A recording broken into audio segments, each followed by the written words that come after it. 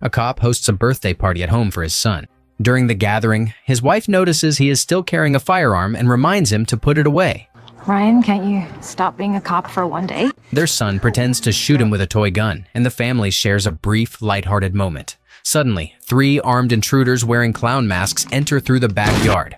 Without warning, they open fire. Everyone in the house is shot, including the wife and son. The officer is also shot and left for dead, but he survives. He visits the graves of his family. His former superior tells him that the attackers were part of a criminal network, but the man behind the orders has vanished. Besides, those 3 are just local muscle drill heads. We're going to find the rest of them, the ones that got away, the ones that planned it, and those assholes are going to pay, you have my word. No arrests, no resolution. Where are they? He begins investigating on his own. Eventually, he finds several of the attackers gathered in a remote house, playing cards and drinking.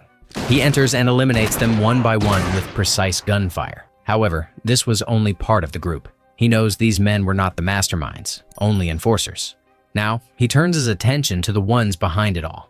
Ryan Varrett, a solitary man driving through long stretches of open highway in a black Plymouth GTX. On the passenger seat lies a map, alongside newspaper clippings.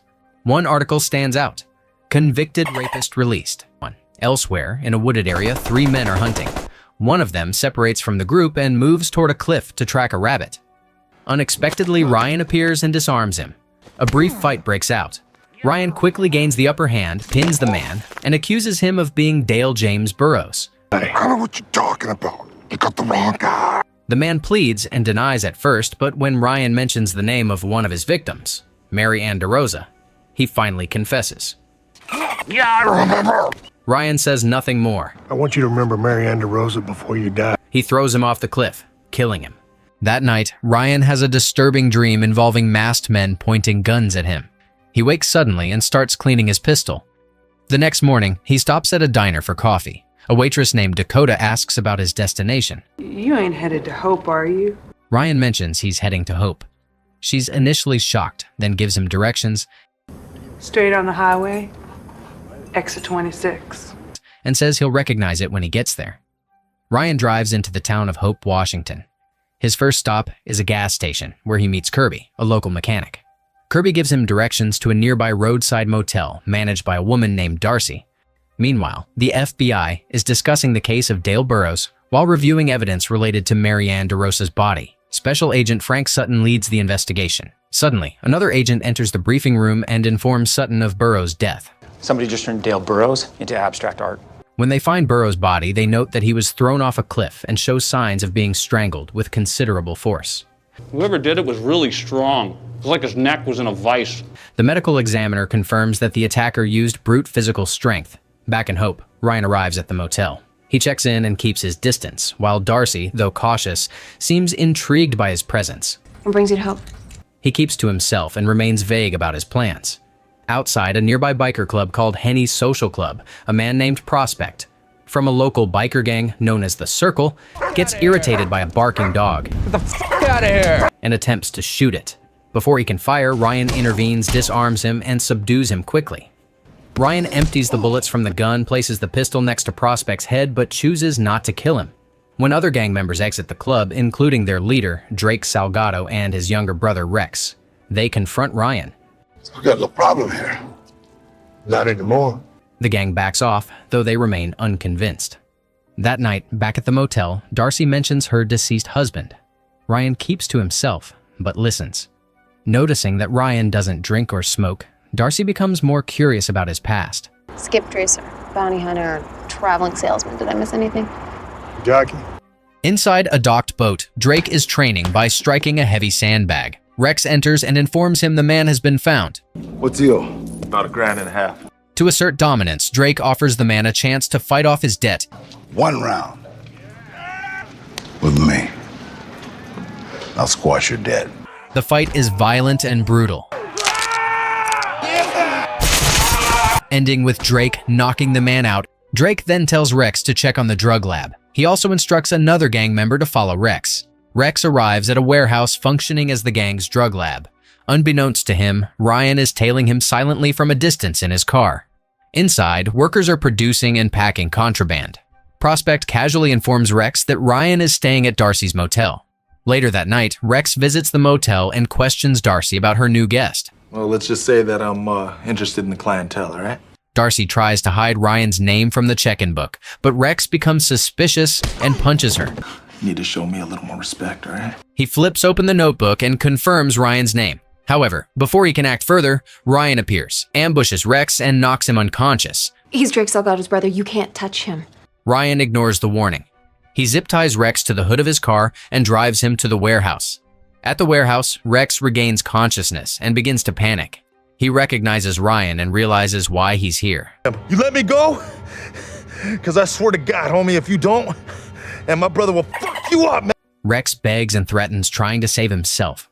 Tired of hearing Rex's excuses and threats, Ryan stuffs a cloth into Rex's mouth to silence him. Ryan then taunts him, calling out his dark past. Like to make young girls feel helpless, beating them, raping them. Girls like Darcy. He accuses Rex of enjoying the fear he caused during his assaults, asking if hurting young women made him feel powerful. Rex writhes and screams through the gag, unable to respond. Ryan speeds up the car, with Rex still strapped to the hood, and crashes it into the drug lab. The building explodes, killing Rex and destroying the lab. Drake later returns to Henny's social club, where the gang gathers. Prospect informs him that Rex is dead. He leads the gang to the scene of the fire. At the warehouse ruins, Sheriff Cole and his deputies investigate. Drake confronts Cole, accusing him of failing to protect his brother. Cole tries to calm the situation, but Drake is furious. Look, you live in this town because I say you can live in this town. He threatens Cole and his deputy son, Hedge, warning them not to interfere.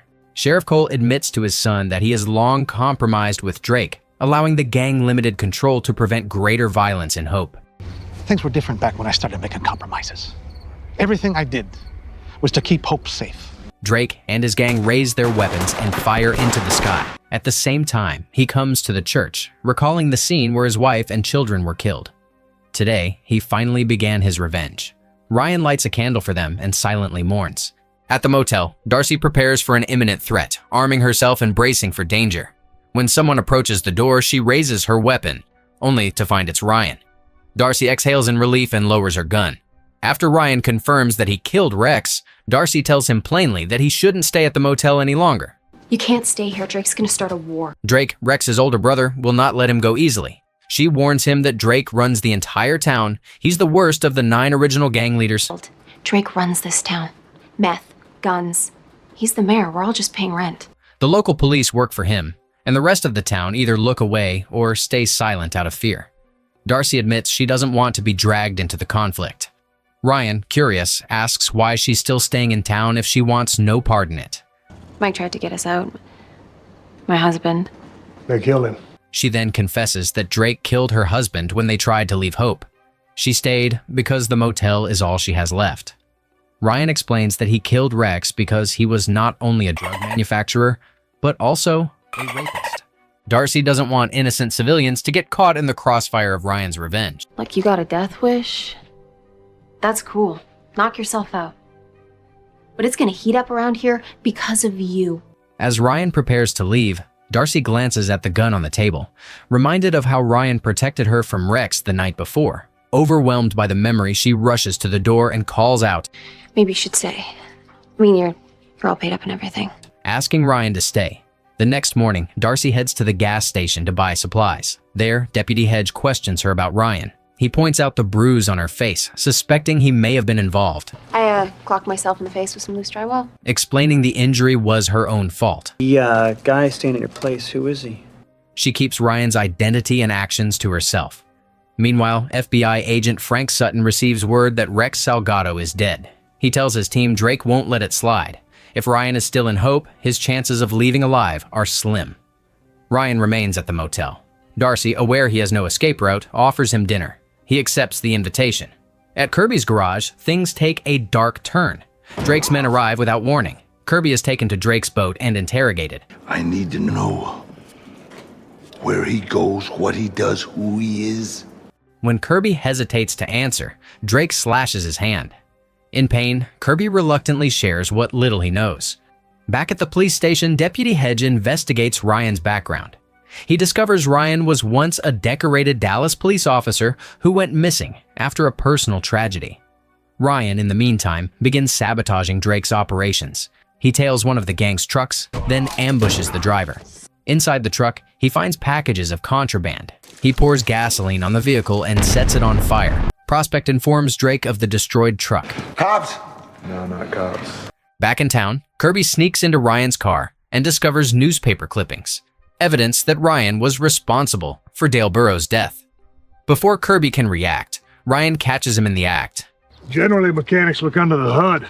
Startled and embarrassed, Kirby quickly apologizes, then invites Ryan to his place for a beer. During their conversation, Kirby shares more about Drake's operations, how he distributes contraband and firearms, getting people addicted and deeply in debt to the Circle. You get them hooked on one or the other, and then when you end up in debt to the Circle. He also mentions Drake's secondary base of operations, an abandoned ferry that's used to store weapons. The gang ships cargo by water or truck and holds influence across the country. Well, this town is the hub, and that boat is hell, sir. If any police officer refuses to accept bribes, the Circle will kill them without mercy. Ryan asks Kirby why he was looking through his car. Kirby admits he's under pressure from Drake's threats and has no choice. I got no beef with you, but I gotta keep these assholes off of my back. Realizing the danger Kirby is in, Ryan allows him to share what he knows with Drake, if it means protecting himself. Shortly after, one of Drake's enforcers, Crab, arrives at Kirby's station. Sensing the threat, Ryan meets him head-on. Without much exchange of words, a brutal hand-to-hand fight breaks out. Crab attempts a quick flurry of jabs, but Ryan dodges, retaliating with body shots and a strike to the face. Ryan disarms Crab and uses the same tool to strike him in the knee, forcing him down. He warns Crab to back off. Later, at Henny's social club, Drake meets with Sheriff Cole. Tension simmers between them as Drake brings up the burning of his drug truck. Sheriff Cole reveals that he has discovered Ryan's identity as a former Dallas police officer. Drake puts a stack of cash on the desk. What do you want me to do? What you always do. Nothing. That day, Ryan visits the pier. He checks his weapons and prepares for what's coming. Hedge approaches. He warns Ryan that taking on Drake directly is suicidal. Look, if you move in on Drake now, he's gonna expect it. He's dug in, he's got his covers pulled. The Circle is too large and too well-armed. Hedge promises to try and find allies to even the odds. Ryan nods in respect and tells Hedge he's a good cop. Ryan returns to the motel where Darcy is waiting. She casually remarks that she thought he had forgotten their dinner invitation. I'm sorry. Lost track of time. Darcy asks what happened to his family. She's surprised to see him drinking wine. They were executed. Ryan explains that after losing his family, he didn't want to live, but instead chose to act. The biker terraform. My department helped take them down. He adds that the gang in Texas, connected to his family's death, was protected by silence. No one testified. No one talked. Rex Salgado was just the beginning. Darcy asks why he's still here. Ryan doesn't answer directly, but it's clear. Drake is next. That night, Kirby falls asleep watching TV. Gang members sneak into his home. One garrots him from behind, while another disarms him. Drake arrives, sits across from Kirby, and lectures him. He tells a story from his time in prison. How he was violently assaulted during his first night inside, and how he got revenge afterward. And then when I got out, I got them cops' name. Made them pay. Anyone who wrongs him, or even aligns with his enemies, must suffer. Man's gotta choose sides. You chose wrong. Kirby begs for his life, but Drake ignores his pleas and strangles him to death. Hedge is the first to find Kirby's body, slumped over a tow truck, lifeless. When Ryan and Darcy arrive, Hedge tries to keep Darcy from seeing the full scene. See, Darcy, you don't want to see this. You don't want to see this. She realizes what happened and breaks down. Furious, she grabs Hedge's gun, but he stops her. Ryan leaves immediately, heading to confront Drake. At the police station, Drake meets again with Cole. The sheriff is visibly angry. That was some kind of Mad Max shit out there. He didn't agree to Kirby's death. Drake ignores the protest and casually asks for help covering his tracks. Like I have a choice. As Drake leaves, Hedge enters. Cole learns that FBI agent Sutton is now in town. Sutton questions Cole, pressing him for answers. Cole insists Rex's death was an accident. Rex Salgado's death was an accident. So he just strapped himself to the hood of his car. But Sutton doesn't believe it.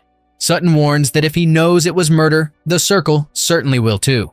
Cole deflects, claiming there are no suspects. Sutton leaves, unconvinced. At the biker clubhouse, several gang members lounge around the billiard table. Tension builds when cue ball flies off the table and is caught midair by Ryan. Crab confronts him. How you going to put that back?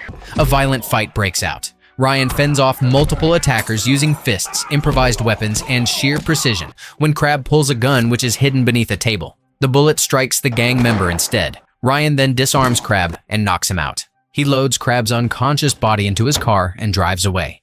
Later, Drake returns to the clubhouse. Prospect enters to report on the search for Ryan. Then a loud car horn outside draws their attention. They find Crab tied up and set on fire. Drake explodes in rage and orders Prospect to find Ryan at any cost. Kill him. Back to present, Deputy Hedge is in the woods, shooting cans as target practice. Sutton joins him. Hedge reveals that the Circle was once a protective biker club. Under Drake, it turned into a violent drug cartel. Hope was like a frog in water. Turn up the temperature gradually. The frog doesn't even know he's cooking. Ryan, listening from a distance, hears everything. Inside Henny's social club, Drake and his gang prepare for an ambush. Meanwhile, at the motel, Darcy naps on the couch. A subtle sound, metal clicking, wakes her. She grabs her pistol and quietly calls out to Ryan, who is in the room. Outside, Drake's men surround the building. Ryan quickly instructs Darcy to stay low and away from the windows. When I give you the signal, turn the lights off. One of the gang members slowly opens the front door and begins shooting blindly into the dark after Darcy turns off the light on Ryan's order. Ryan takes advantage of the shadows and neutralizes each one in close combat. When the gunfire stops, Darcy turns on the lights. But the danger isn't over. A final gang member bursts in. Darcy shoots but misses. Ryan finishes him off with 2 precise shots. Realizing they are not safe, Ryan grabs Darcy and leads her to the back exit. However, more gang members are waiting. Ryan is struck from behind with a metal rod and knocked unconscious. Darcy screams as she is captured and dragged into a truck. The next morning, Deputy Hedge and Agent Sutton arrive at the motel. They find the aftermath. Bodies inside, but no sign of Ryan or Darcy. They took her, I know it. Sutton quickly concludes that they were taken by Drake. He tries to contact Sheriff Cole but receives no response. Ryan regains consciousness tied to a chair inside a docked boat. His hands and feet are bound. Drake sits across from him, calm and menacing. Darcy is also brought in. He threatens Ryan. Unlike Rex, I don't like hurting women. But unfortunately, Prospect there does. Drake speaks coldly, claiming Ryan now understands the pain of losing loved ones. He then leaves, ordering his men not to kill Ryan, yet. Once alone, Prospect punches Ryan repeatedly. He brandishes a knife, saying he would kill him if not for Drake's orders. If it were up to me, I'd just cut you into little bits and feed you to the pigs. As he continues taunting, Ryan breaks free from his restraints and fights back. He knocks Prospect out with a clean series of punches. Ryan moves through the boat, fighting his way through several armed gang members in close quarters. He eventually finds Darcy tied up at the end of a hallway. He cuts the rope and leads her to escape. Meanwhile, Deputy Hedge returns home only to discover that his father, Sheriff Cole, has taken his own life, an act intended to protect Hedge from the Circle. Hedge contacts Sutton. Together with a team of federal agents, they arm themselves for a rescue mission. Inside the boat's cargo hold, Ryan and Darcy enter a storage area stacked with smuggled goods. What do you think this much product is worth? From the shadows, Drake emerges. He tells Darcy to leave, suggesting this is between him and Ryan.